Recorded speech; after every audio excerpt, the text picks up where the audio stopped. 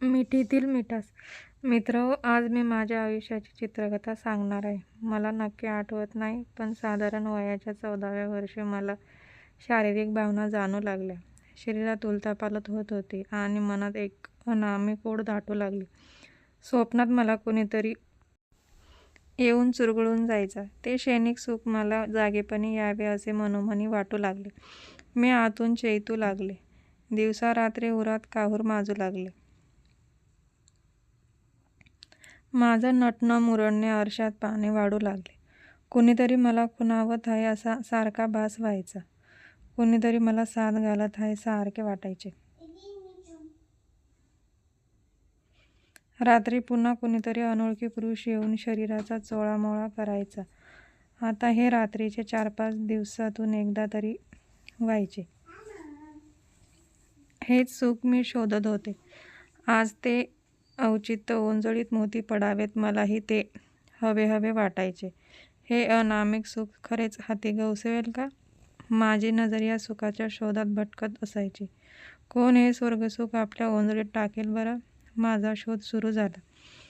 आणि शेजारी, माझ्याच घराशेजारी संजय मला गवसला.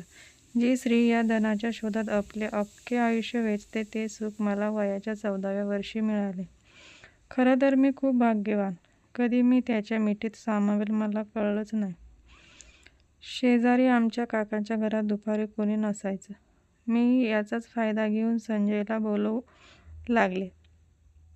संजय हा असा पुरुष ज्याने मला तृप्त केले.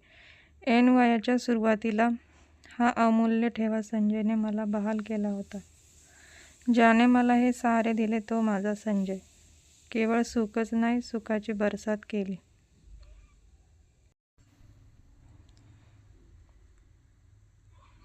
त्याने असंख्य वेळा मला एकांतात गाठून शरीराचा चोळामोळा केला.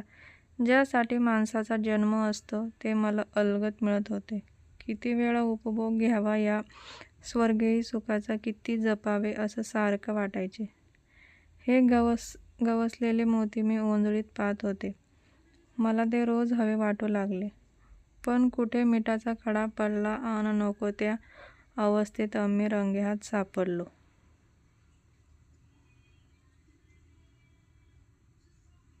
शेजारी राहत असलेल्या अरुण नानांनी मला आणि संजयला नग्न पाहिले. तृप्तीचा डेकर येण्याआधीच भरलेले ताट पुढ्यातून कुणी काढून न्यावे आणि जेवण करणारा हिरमुसला व्हावा असे माझे झाले होते. आता आईला माहीत झाले तर? या शंकेने माझी अख्खी रात्र गेली. कारण माझी आई संस्कारित, पण मुलगी वयात आली की संस्कार कुठे उडत जातात तेच कळत नाही. आता मला पुरुषाची सवयच लागली होती. कामापुरती हेच माझे व्यसन झाले होते.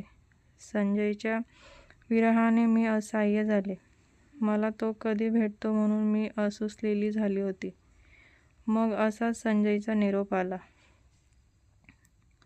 ओढ्यावर भेट. मी दूर न घेऊन एकटी जायची. तो मला कवेत घेऊन मनसोक्त बिलगायचा. शरीराचा चोळामोळा करून तो निघून जायचा.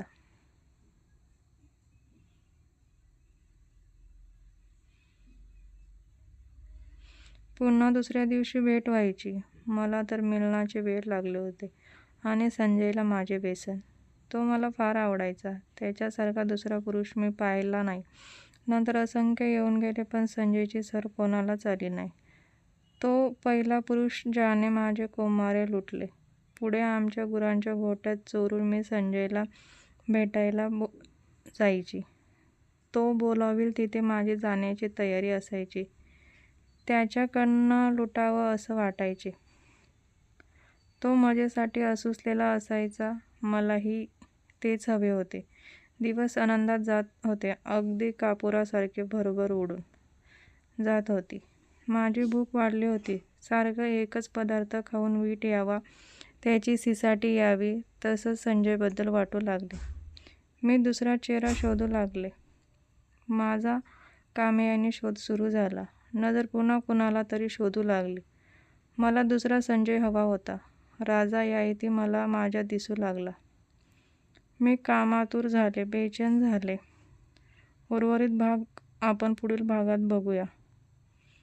तोपर्यंत आपल्याला हा भाग कसा वाटला कमेंटमध्ये नक्की कळवा आणि चॅनलला सबस्क्राईब करायला विसरू नका. धन्यवाद.